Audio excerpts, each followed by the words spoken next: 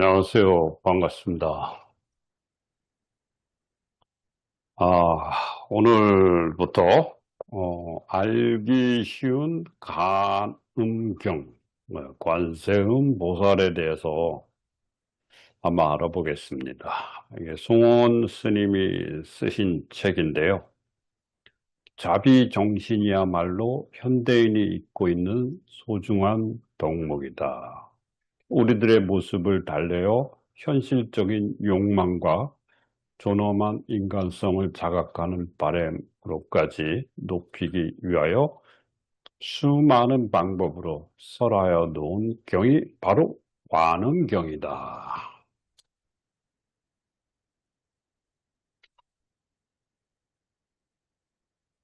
그래서 관음경에 대한 내용을 한번 어, 알아보면 여러분들이 이제 절에 가서 그 절을 할 때나 명상을 할 때나 많이 도움이 될 것입니다. 그 머리말을 한번 보겠습니다. 우리들은 항상 관세음보살을 염하고 있으면서도 관세음의 참뜻을 이해하지 못하고 오로지 기복의 대상으로 삼는 수가 많다. 관세음보살은 이 세상을 깊이 관찰하는 마음의 상징이다. 인간이 살아가다 보면 뜻하지 않는 재난과 재앙, 그리고 갖가지 욕망 때문에 한시도 우리의 마음속에서 본래가 사라지지 않는 것이 인간의 삶이다. 인간은 누구나 눈앞의 행복만을 추구하며 어떻게든지 자신의 평안함만을 얻으려고 안간힘을 쓰고 그 때문에 번뇌에 사로잡혀 헤매는 것을 우리들의 모습이다.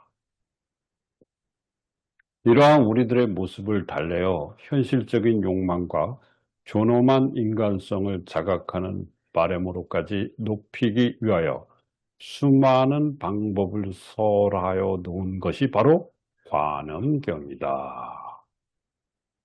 반야심경에서의 지혜의 상징인 관자재 보살이 관음경에서는 자비의 상징인 관세음 보살로 이름을 바꾸어 우리를 대한다.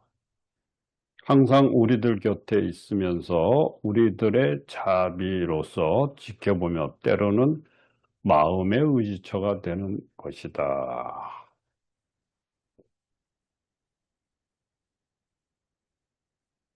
오늘날 우리는 고도히 발달된 기계 문명 속에서 물질 생활을 강요당하고 인간의 존엄성마저 상실하게 될 때, 어느 날 갑자기 인간의 원점인 어리석음으로 돌아가고 싶다는 마음의 외침을 듣게 된다.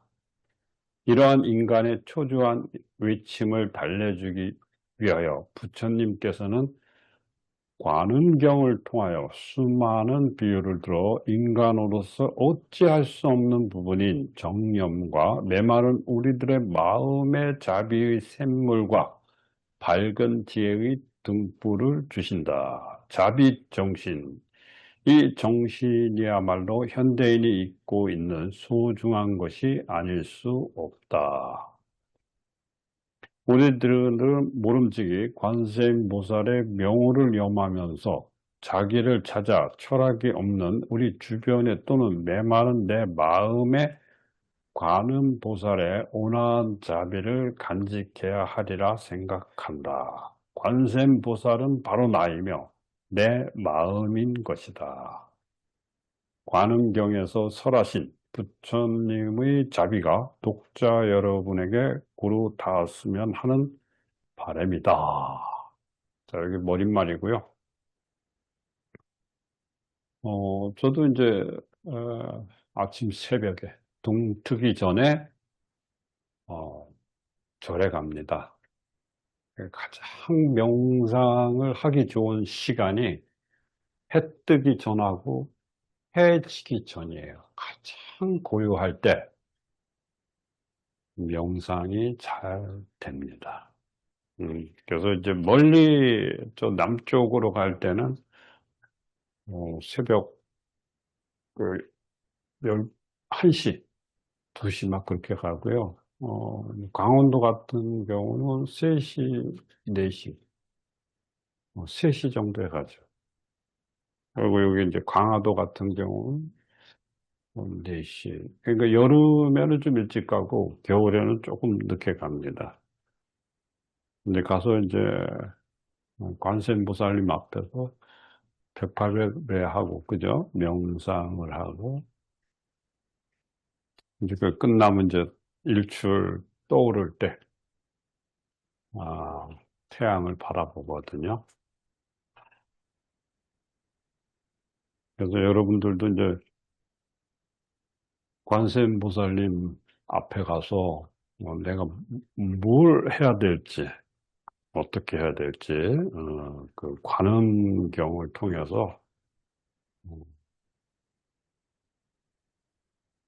좀 알아보고 지혜롭게 명상하는 방법, 관세음보살을 대하는 방법을 조금이라도 알고 하시는 게 도움이 될까 싶어 이 책을 소개합니다. 자, 사랑과 지혜와 용기. 자, 관음이란 무엇인가? 자, 관음은 황폐한 현대인의 마음을 고친다. 자, 관음경은 인간의 자각을 위한 경전입니다.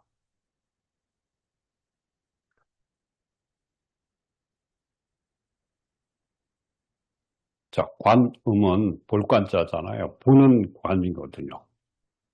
소리, 보이는 소리, 혹은 소리를 본다는 말입니다. 볼관자, 소리음자. 관세음보살은 이 두 가지 작용을 할 수 있는 인간성의 풍부함과 기품의 상징으로서 관세음보살은 우리가 보통 알고 있는 역사 속에 실제로 존재했던 인물이 아닙니다. 소리를 본다는 얘기에 대해서는 나중에 서술하기로 하고, 여기서는 우선 보는 소리, 보이는 소리에 대해서 생각하여 보기로 하겠습니다.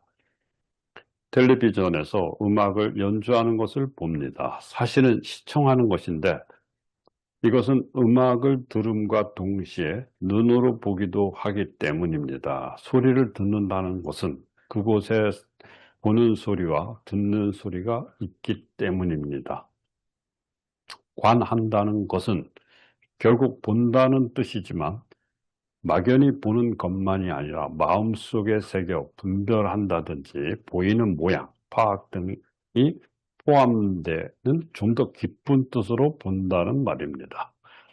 어느 시인의 유작에 어린 날이라는 시가 있어서 소개합니다. 자, 어린 날들은 냇물도 말을 하는 날, 나무가 흔들리면 거기서 속삭임이 들려오는 날.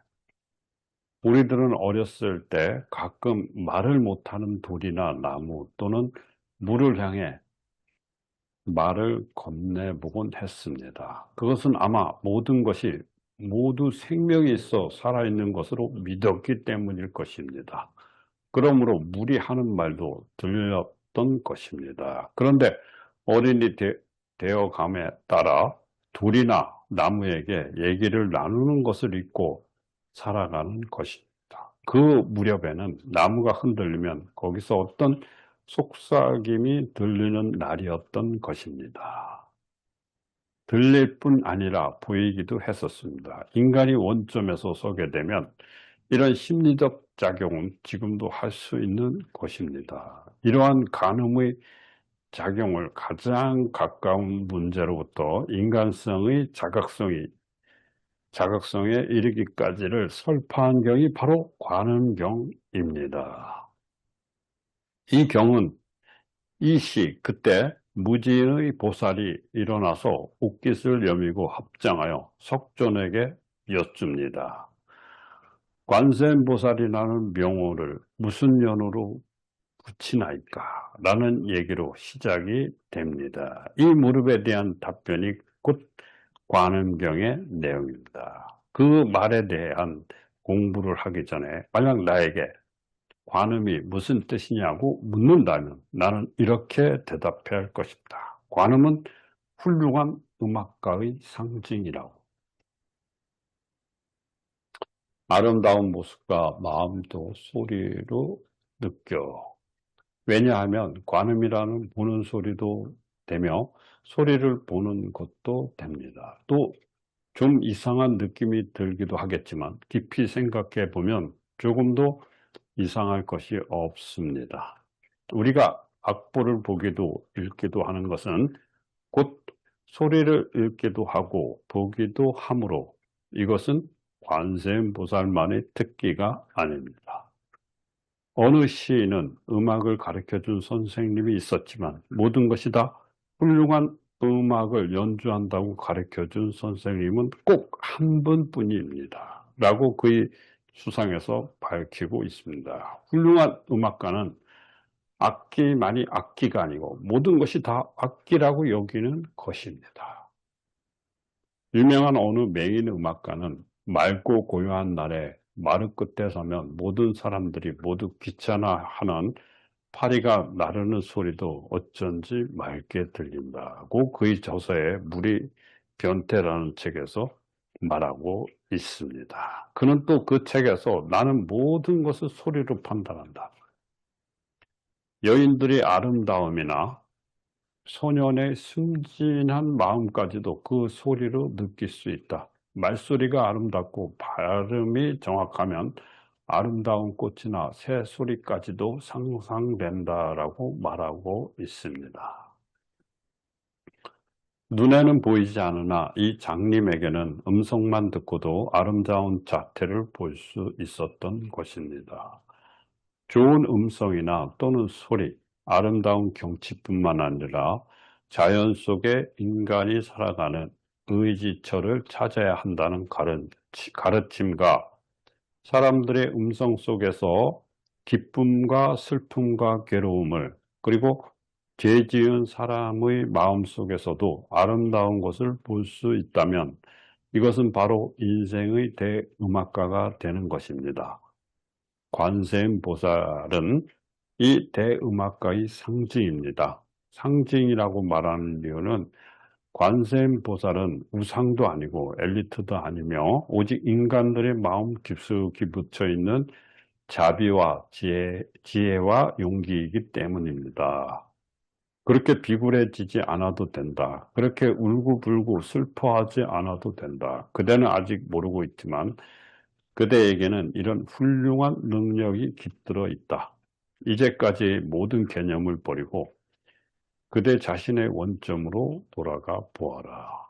그대가 그대다웁게 존귀한 인간성을 반드시 자각하게 될 것이다. 라고 그대에게 내재한 위대한 생명이 그대를 향하고 외치고 있습니다. 그런 소리가 눈앞에서 역력히 보이도록 가르치는 것이 바로 관음경입니다.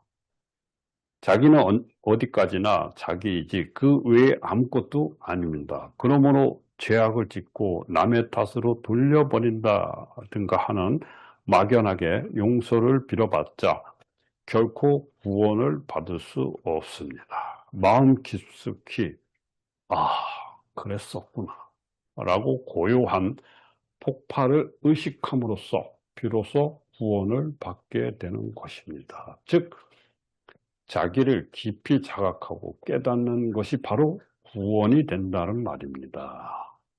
이 점을 많은 비유와 사례를 들어가면서 설파한 것이 관음경을 포함한 법화경의 성격입니다. 따라서 그냥 읽기만 해봤자 아무 소용이 없습니다. 이 점에 대해서는 옛날부터 많은 사람들이 실망을 겪어온 바입니다. 글자만 외우고 읽어봤자 그 참뜻을 알 수 없기 때문입니다.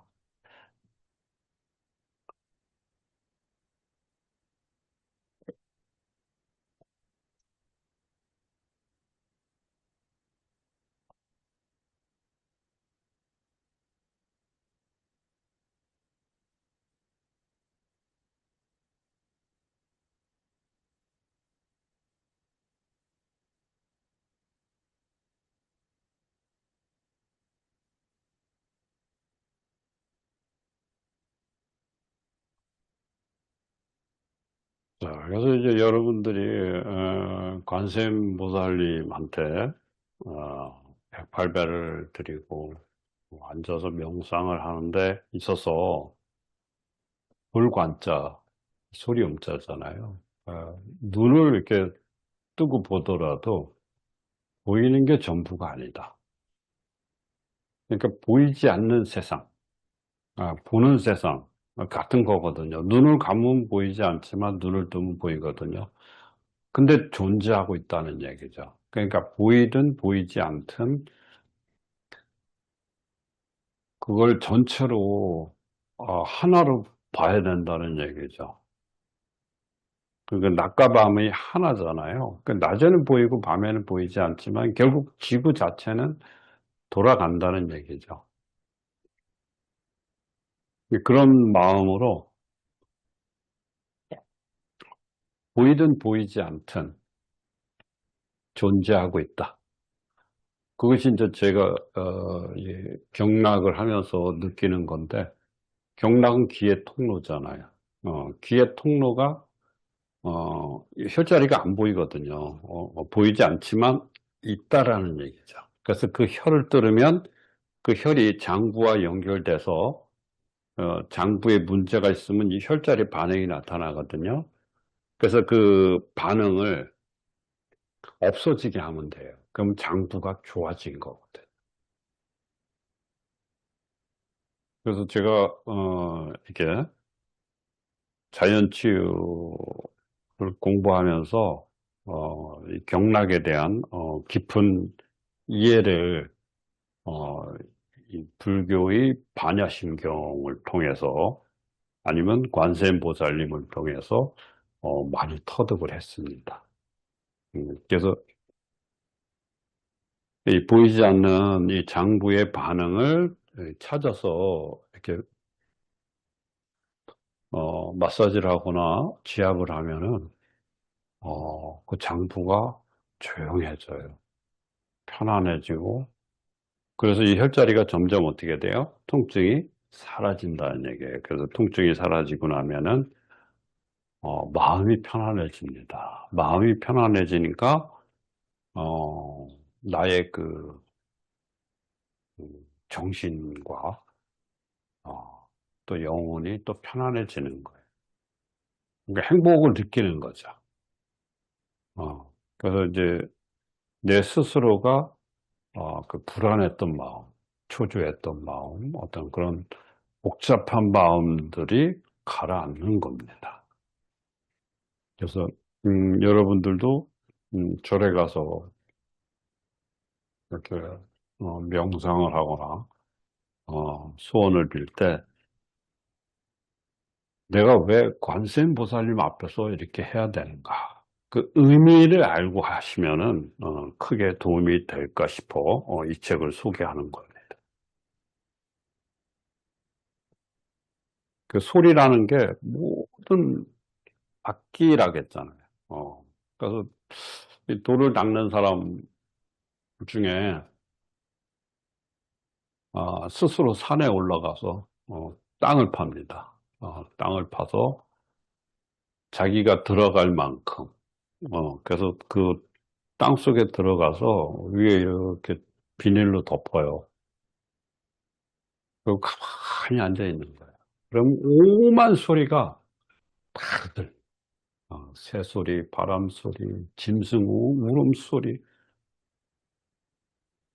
그래서 하룻밤을 꼬박 세우는 거죠.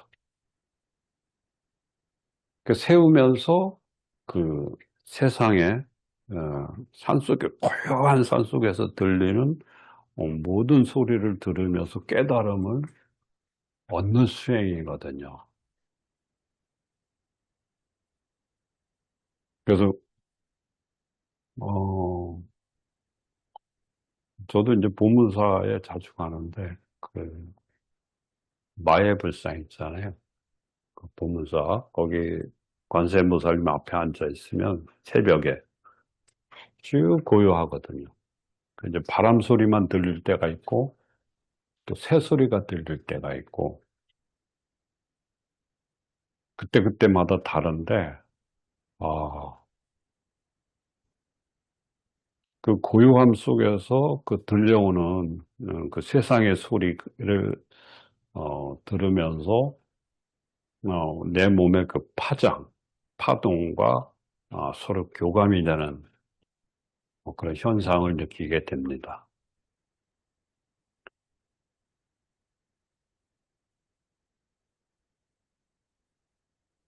그리고 이제 명상이 끝나면 태양을 보러 가는데 일출이 떠오를 때 그 강력한 양의 에너지, 그거를 이제 눈으로 이렇게 흡수를 하는, 눈과 피부로 이렇게 쫙 빨아들이는 거예요. 그래서 이제 심장과 오장육부와 교감을 만드는 거예요. 그래서 이제 에너지를 어떻게 돼요? 이렇게 주고받고 하거든요. 그 에너지의 통로가 혈자리예요.